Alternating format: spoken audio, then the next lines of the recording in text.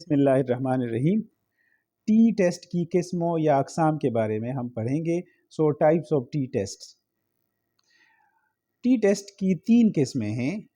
एक को हम कहते हैं वन सैंपल टी टेस्ट, एक को हम कहते हैं पेयर्ड सैंपल टी टेस्ट और तीसरी किस्म को हम कहते हैं इंडिपेंडेंट सैंपल्स टी टेस्ट।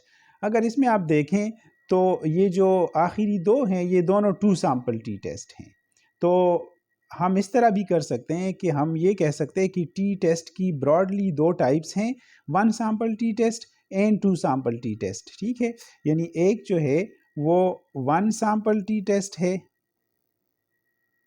और दूसरा जो है वो टू सैंपल्स टी टेस्ट है। ठीक है, फिर टू सैंपल्स टी टेस्ट के जो हैं दो टाइप्स हैं। इसमें एक को हम कहते हैं पेयर्ड सैंपल टी टेस्ट और एक को हम कहते हैं इंडिपेंडेंट सैंपल टी टेस्ट।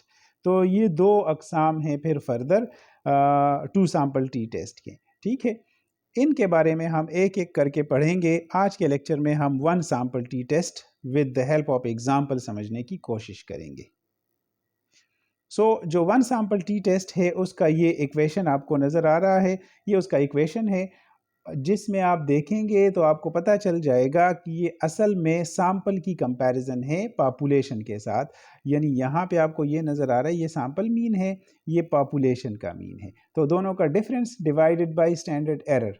तो अगर आपको याद हो तो हमने पिछले लेक्चर में कहा था कि टी की जो वैल्यू है वो असल में आपको क्या दिखाती है, वो आपको मीन्स के अंदर डिफरेंस दिखाती है इन यूनिट्स ऑफ स्टैंडर्ड एरर, या दूसरे लफ्ज़ों में ये मीन्स के बीच का डिफरेंस जो है उसका मवाजना करती है स्टैंडर्ड एरर के साथ या वेरिएबिलिटी ऑफ द ग्रुप के साथ। ठीक है, तो ये फार्मूला जो है ये असल में एक रेशो है, आपको यहाँ पे नज़र आ रहा है। और ये जो रेशो है ये असल में सिग्नल टू नॉइज़ रेशो के साथ इसकी एनालॉजी है। सिग्नल टू नॉइज़ रेशो का मतलब ये है कि हम स्टैटिस्टिक की लैंग्वेज में कहते हैं कि ये जो डिफरेंस है दोनों मीन्स के बीच ये सिग्नल है, और जो नीचे जो स्टैंडर्ड एरर है या वेरिएबिलिटी विद इन ग्रुप है वो नॉइज़ है।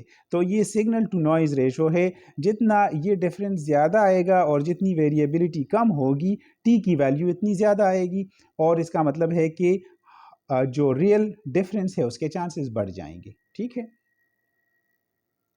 एग्जाम्पल से समझते हैं।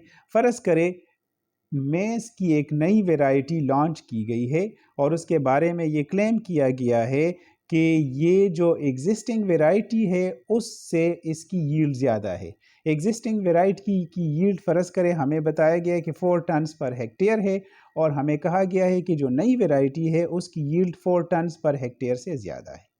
अब हम क्या करेंगे, इस क्लेम को टेस्ट करने के लिए हम उस नई वैरायटी के फील्ड ट्रायल्स करेंगे और फील्ड ट्रायल्स से हम डेटा कलेक्ट करेंगे। उससे बहुत हैवी डेटा आएगा, लेकिन यहाँ पे एग्जाम्पल को आसान बनाने के लिए हमने सिर्फ 5 फील्ड्स का एवरेज डेटा लिया गया है। इमेजिनरी डेटा है ये, रिमेंबर दिस। तो फ़र्ज़ करें ये इमेजिनरी डेटा आपके पास आता है इस तरीके से कि जो यील्ड है वो टन्स पर हेक्टेयर में हमने दिखाया है।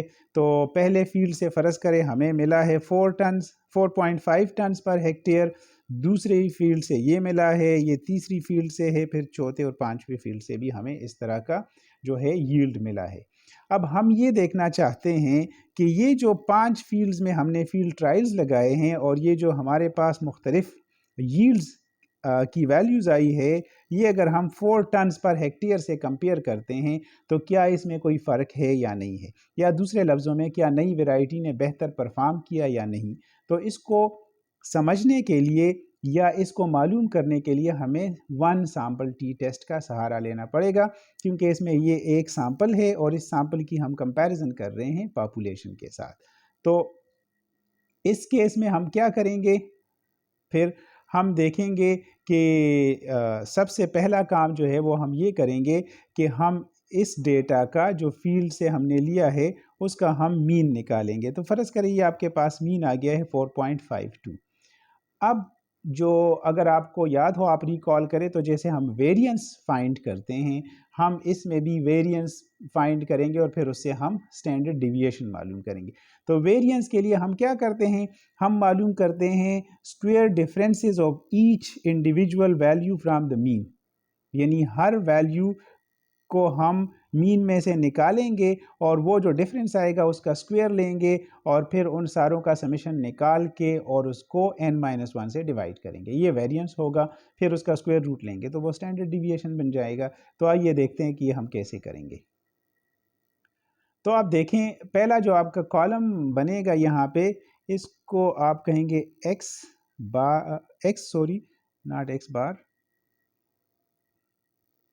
माइनस एक्स बार, ठीक है। तो ये x माइनस एक्स बार है, यानी हमने 4.5 से 4.52 को माइनस किया तो उससे ये आंसर आ गया। इसी तरह से हम फिर सेकेंड वैल्यू से मीन माइनस करेंगे, फिर थर्ड, फोर्थ और फिफ्थ वैल्यू से, तो सारों के आंसर्स हम यहाँ पे लिख देंगे। और फिर हम अगला कॉलम बनाएंगे, अगले कॉलम में हम इन वैल्यूज़ को स्क्वायर करेंगे, यानी x माइनस एक्स बार जो है उसका हम अब स्क्वायर लेंगे, ठीक है। तो यानी हर इस कॉलम में मौजूद हर वैल्यू का स्क्वायर लेंगे और उसको दूसरे कॉलम में लिखते जाएंगे इस तरीके से, ठीक है। ये जब हो गया तो अब हम क्या करेंगे, हम इस कॉलम में जो स्क्वायर डिफरेंसेस का कॉलम है ये वाला, इसमें जो भी वैल्यूज़ हैं उन सारों का समेशन मालूम करेंगे। तो समेशन हमने मालूम किया, वो ये आ गया 0.648, ठीक है। अब ये जो समेशन है इस से हम वेरिएंस निकालेंगे। कैसे निकालेंगे? वेरिएंस का फार्मूला आपको अगर याद ना हो तो मैं आपको यहाँ पे दोबारा दिखाता हूँ लिख के कि it is equal to summation x minus X bar whole square divided by n minus 1, ठीक है। तो अब आप देखें n आपका कितना है, यहाँ से आप मालूम कर सकते हैं n इज़ 5।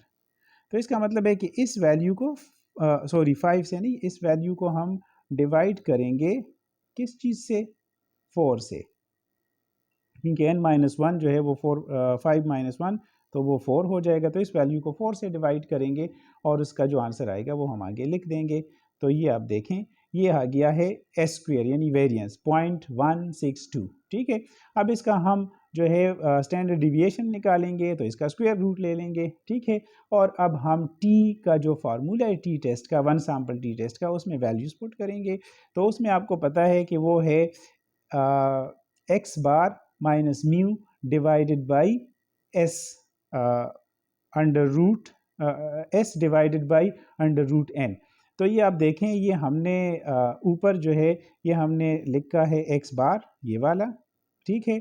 ये जो 4 है ये म्यू है, पॉपुलेशन का मीन, और नीचे का जो टर्म है वो असल में हमने एन का अंडर रूट निकाला है और उससे ये वैल्यू डिवाइड की है तो उससे ये आंसर निकलता है। इन सारों को कैलकुलेट करेंगे तो हमारे पास आंसर आता है 2.89। अब ये जो 2.89 है ये t की वैल्यू आ गई है। अब इसका मतलब क्या है? तो इसका मतलब जो है हम समझते हैं, इसका मतलब क्या है? इसका मतलब ये है कि ये हमारे पास एक वैल्यू है, इसको अब हम देखेंगे कि क्या ये वैल्यू इतनी बड़ी है कि हम h0 को रिजेक्ट कर सकें और h1 को एक्सेप्ट कर सकें। तो आइए आगे हम देखते हैं। इस के लिए हमें एक टेबल की ज़रूरत होती है जिसे हम टी टेबल कहते हैं, और हमें डिग्रीज ऑफ फ्रीडम की ज़रूरत होती है जो इस केस में हम n-1 से मालूम करेंगे, ठीक है। n-1 से इसलिए कि हमने एक स्टेटिस्टिक कैलकुलेट कर लिया है यानी टी टेस्ट, तो एक रिस्ट्रिक्शन लग गई है तो वो रिस्ट्रिक्शन हम माइनस करेंगे। आप डिग्रीज ऑफ फ्रीडम वाले लेक्चर पे जाके वहाँ से देख सकते हैं, ठीक है। तो अब जब डिग्रीज ऑफ फ्रीडम भी आ गया है हमारे पास और टी वैल्यू भी है, आपको पता है कि कोई भी स्टेटिस्टिकल टेस्ट परफॉर्म करने से पहले हम क्या करते हैं, हम h0 प्रोपोज करते हैं, हम h1 प्रोपोज करते हैं और हम सिग्निफिकेंस लेवल सेट करते हैं। इस केस में h0 क्या होगा कि x bar is equal to mu, ठीक है, म्यू नॉट सॉरी, जो पॉपुलेशन का मीन है, और h1 क्या होगा कि x bar is greater than mu, ठीक है, म्यू नॉट जो कि पॉपुलेशन का मीन है, और सिग्निफिकेंस लेवल क्या हम रखते हैं 0.05, ठीक है। तो आप देखें कि हम इन दोनों में से कोई एक हाइपोथेसिस अब एक्सेप्ट करेंगे। h0 कहता है कि दोनों मीन्स बराबर है, h1 कहता है कि जो सैम्पल है, जो नई वेराइटी है उसका मीन बेहतर है जो पुरानी वेराइटी है उससे, और सिग्निफिकेंस लेवल जो है वो 0.05 है। तो अब हम इन चीज़ों को मद्देनज़र रखते हुए क्या करेंगे, आगे हम देखेंगे टेबल में से वैल्यू वो टेबल ये है। इस टेबल को अगर आप थोड़ा जूम करके देखें तो यहाँ पे आपको नज़र आते हैं ये डिग्रीज ऑफ फ्रीडम है इस कॉलम में, और यहाँ पे आपको अल्फ़ा यानी सिग्निफिकेंस लेवल दिखाया गया है। आपको पता है कि हमारे यहाँ डिग्रीज ऑफ फ्रीडम 4 होंगे, क्योंकि n-1 is equal to 5-1 which is equal to 4, और हमने सिग्निफिकेंस लेवल क्या रखा हुआ है 0.5। तो इन दोनों को जब हम मैच करते हैं तो हम इधर आते हैं और ये वैल्यू हम रीड करेंगे। ये वैल्यू क्या है, ये 2.13 है। ये मैं इरेज करता हूँ तो आपको आसानी से नज़र आएगा। ये देखें, ये 2.13 वैल्यू है। ये जो वैल्यू है इसको हम कहते हैं क्रिटिकल टी वैल्यू। ठीक है, क्या कहते हैं, क्रिटिकल टी वैल्यू। तो वो क्रिटिकल टी वैल्यू हमने यहाँ पे नोट कर ली है, जबकि ये जो हमने वैल्यू निकाली है इसको हम कहते हैं कैलकुलेटेड टी वैल्यू। ठीक है, अब हम इन दोनों वैल्यूज में कंपैरिजन करते हैं। कैसे, हम ये इस तरह का कर्व बनाते हैं और फिर हम देखते हैं कि ये क्रिटिकल वैल्यू हम सेट करते हैं। फॉर एग्जांपल हम कहते हैं कि ये 2.13 ये क्रिटिकल वैल्यू है, और ये जो इसके राइट पे एरिया है इसको हम कहते हैं rejection area. Rejection area for what, for H0। तो इसका मतलब ये है कि अगर आपकी कैलकुलेटेड टी वैल्यू जो है वो रिजेक्शन एरिया में फॉल करती है तो आप H0 को रिजेक्ट करेंगे। ठीक है, अब आप देखिए 2.89 जो है वो 2.13 के राइट पे आएगा, यानी रिजेक्शन एरिया पे में आएगा।